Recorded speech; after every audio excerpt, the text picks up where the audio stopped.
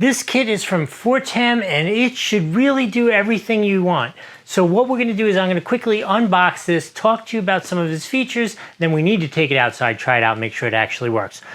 While I open it, I do need to tell you it was provided to me to do this review, but with absolutely no instructions. So let's get in here, see what we got.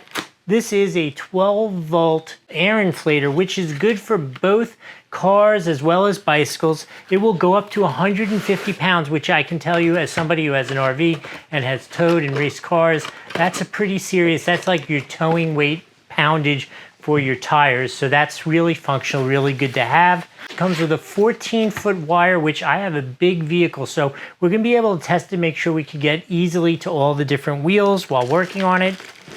It has the basic function, which you really want, and the most important one, if you ask me, is the ability to turn it on, set it to a pressure, and forget it, let it just pump up, walk away, have a sandwich, come back, and it'll be done. Obviously, you're not gonna have a sandwich, it's gonna go much quicker than that. Ooh, it's nice and light. Obviously comes with a real nice case, which is cool for storing it in your car. It should have a whole bunch of different adapters so we could do kind of, oh yeah, look, everything in the world. So here is the hose itself, wraps around right nice. We've got a whole bunch of different adapters. Most importantly, you have the adapter so you can blow up a football, has a replacement fuse.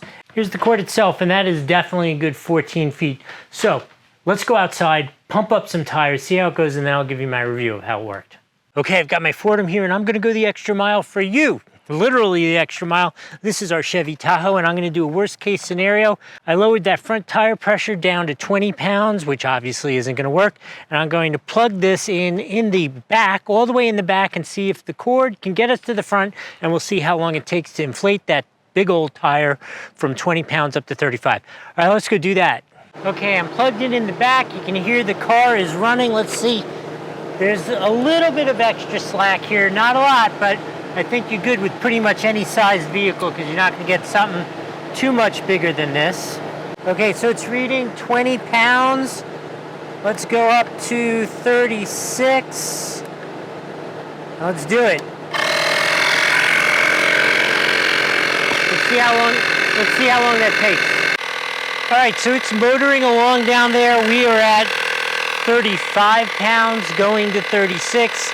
While it finishes up, I'm going to tell you a little bit about it.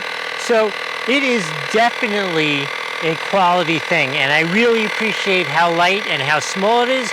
But part of the other half of that, whenever you get light and small, it's a little slower and a little louder than some of the other ones I've worked with.